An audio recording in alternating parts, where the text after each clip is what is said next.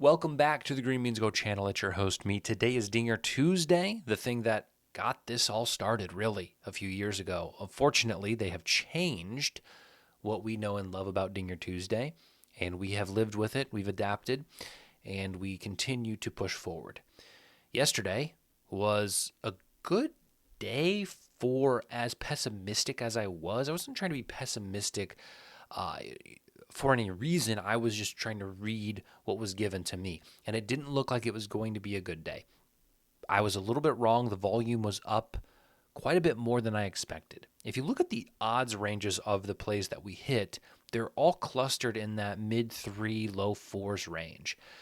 And, I do think I started the year picking too many longer shots, and I've narrowed that in, and I think it's helped us be a little bit more accurate. So Wallner hit, Kerry Carpenter.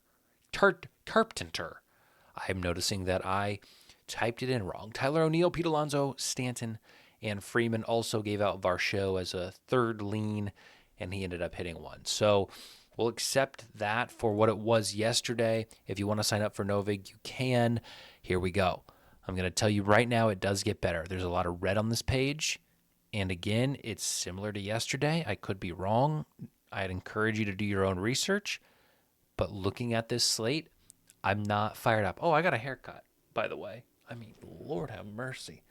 My barber knows. I can't try to look at myself. My barber knows what he's doing. Plain and simple. He's fantastic at what he does. In and out. He's got the sucky thing on there, so you leave with no hair on you.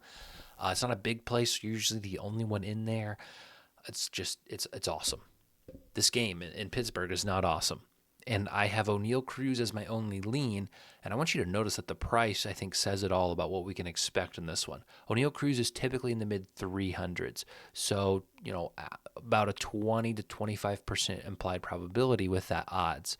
He's at 7-1, which the implied probability of 7-1 is they're saying that he's going to hit a home run 12% of the time. So you can just see, for a guy who we rarely see above 500, if ever, he's sitting at 700. It tells you that this is not going to be a great spot. Game in Detroit, the wind is in, the large park is here, and we have high pressure. Regardless, I've given you 4 names: Clemens, Wallner, Carpenter, and Keith. I don't love the prices on any of these guys and would likely stay away. Game in Miami, Jesus Sanchez. Again, we still have that revenge game. Now, if you want to follow the Jazz Chisholm revenge game narrative, he didn't homer until the last game of the revenge game series. So Jesus Sanchez is on his second game, likely not going to homer tonight. You want to wait a few days until they're in their last game. Maybe you take Jesus Sanchez then. Jeremy Pena, $750. Agustin Ramirez, 6-1. Good price for Agustin Ramirez tonight. And then a guy named Javier Sonoja, not projected to start, and I don't know why. 2 games ago, he started for them against the Yankees. He hit 2 homers. Last night, he pinch hit, had a homer.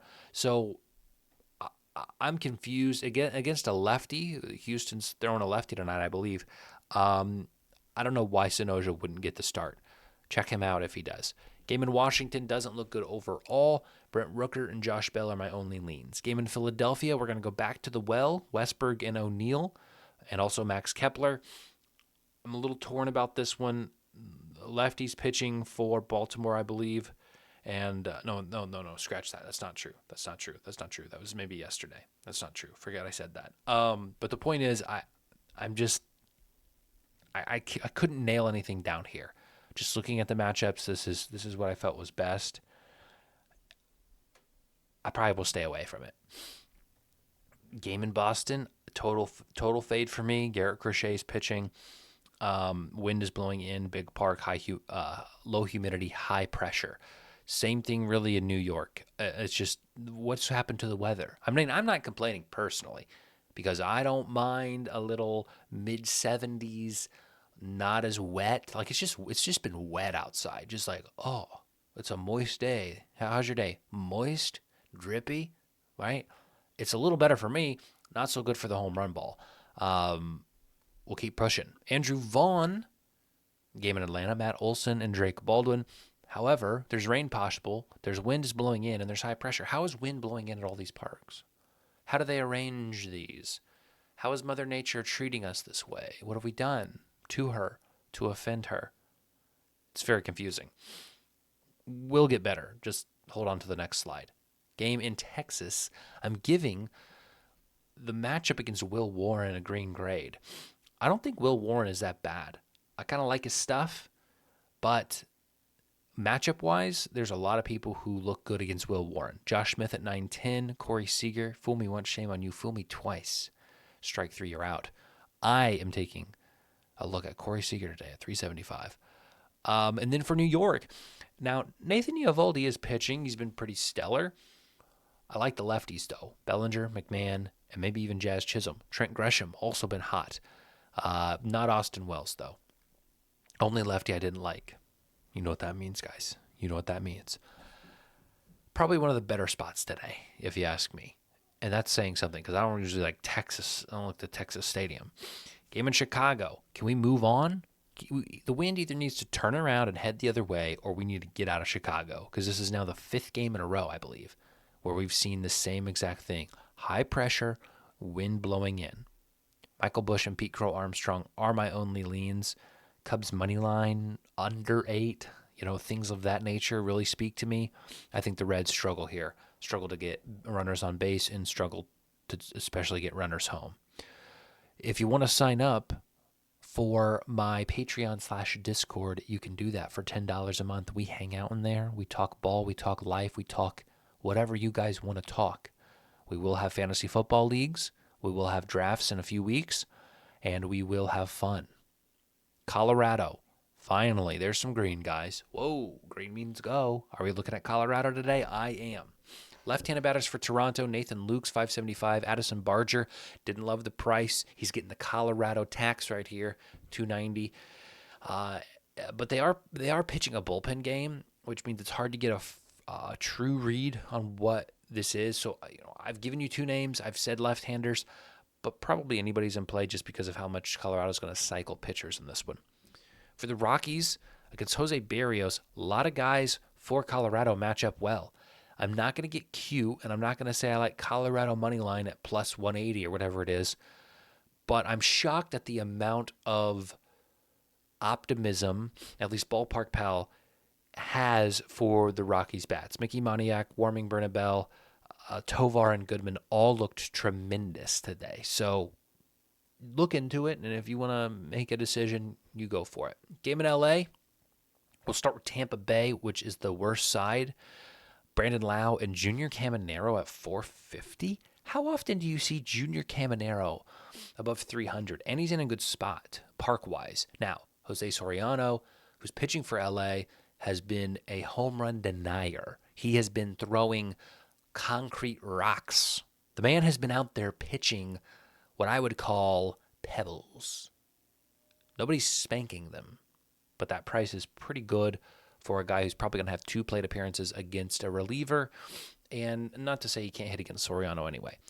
For LA, you got a green matchup. Another really good spot where you look down this lineup against Ryan Pepiot and you see optimism from a batter perspective. Shonowell, Ohapi.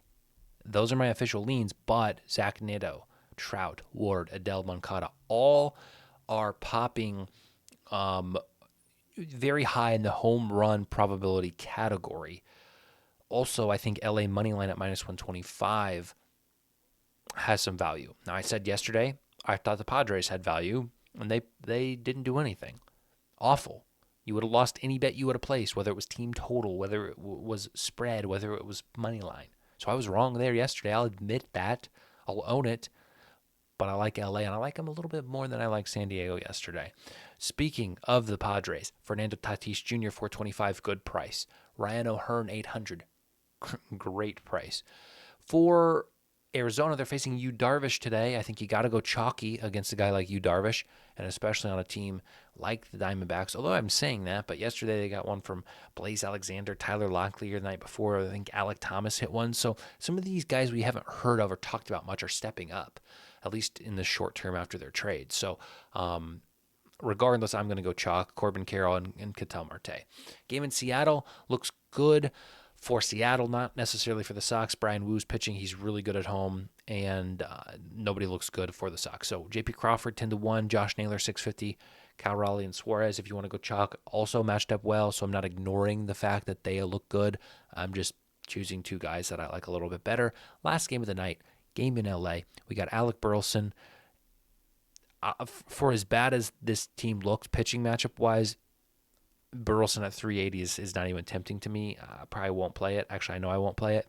For LA, they look really good. They look matched up well against Miles McCollum. Freddie Freeman at 430. He's found a groove. He's hit 2 in his last 4, something like that. You know, in the game that he didn't hit a home run, I think he had 3 hits in the game. So, guy has found something, and I think streakiness and that sort of thing matters in baseball. So I like Freddie Freeman quite a bit at 430. And Ohtani, really low price. I don't know if I'm jinxing Ohtani. This is one of the best batters in the game. Aaron Judge is injured. It should be the Ohtani show. Cal Raleigh's on a little bit of a slump right now. I think I've put Ohtani on this list 5 games in a row. He hasn't hit one, so maybe it's me. Maybe I need to leave him off so you guys can feast on Ohtani. I don't know. Hernandez, Muncy, and Conforto also all look good. Muncy's back from an injury. If you want to wait and see if he's got a little bit more of a groove, you can do that. We do have a guest pick today, Beers and Buffalo podcast. He's often down in the comments supporting the channel. He says he likes 3 guys today. Dalton Varsho, who I also like. That is a lefty for Toronto. So that fits my agenda, fits my metric. Christian Walker's got good pitching history. Nothing that I noticed, but hey, it's good to have multiple sources here. Cross-check your information. Christian Walker, good history against the pitcher. And then Ohtani, listen, we didn't correspond. We didn't talk. We just happen to have the same opinion. Ohtani is due. If you want to go with the due factor, play Ohtani. That's what we got for you today. So just as like kind of a overview as we walk out of here, my shock about all this is that FanDuel is popping up as the best odds on a day where they're offering a promo. We've seen DraftKings tank their odds on days that they have home run promos. FanDuel is like market leader on a lot of these guys. I mean, each slide, half the books are FanDuel. So I'm a little shocked there, but I think you can have some options, especially if you get in early for your Dinger Tuesday boost. And then, I mean, there's enough guys that like outside of a Dinger Tuesday boost, like I'm talking like a long shot round robin, like an O'Hearn, a Shonowell, a J.P. Crawford. Maybe we throw in Freeman for the Dinger Tuesday boost since he's a little bit more safe. We look back through here. Now we're getting into some questionable games. This one's not bad. Maybe we go like a McMahon Freeman for our Dinger Tuesday boost. Sanchez in the round robin, something like that. So I think there's some longer shot guys that I wouldn't necessarily advise for the Dinger Tuesday. Play some of these shorter guys, more likely guys for the Dinger Tuesday boost. And then if you want to have some fun, I think I might have some fun on some of these longer shots in a round robin. So that's what I got for you. That's what Mickey D, otherwise known as Beers and Buffalo Pod, has for you. If you want to join the Patreon, it is $10 a month. That's 1 box at Cane's Chicken. That's 1 Chipotle bowl. You can sacrifice a couple of Starbucks Ventis to get in and have some fun with the boys. We need some women in there too. Where the ladies at? Where the ladies? If you're a lady who watches this, I might comp your stay. I won't do that. That's aren't there like some things that like, women get in free, but men have to pay? That's a thing somewhere. Maybe in like the club or something. I've never been to the club. Have a good day.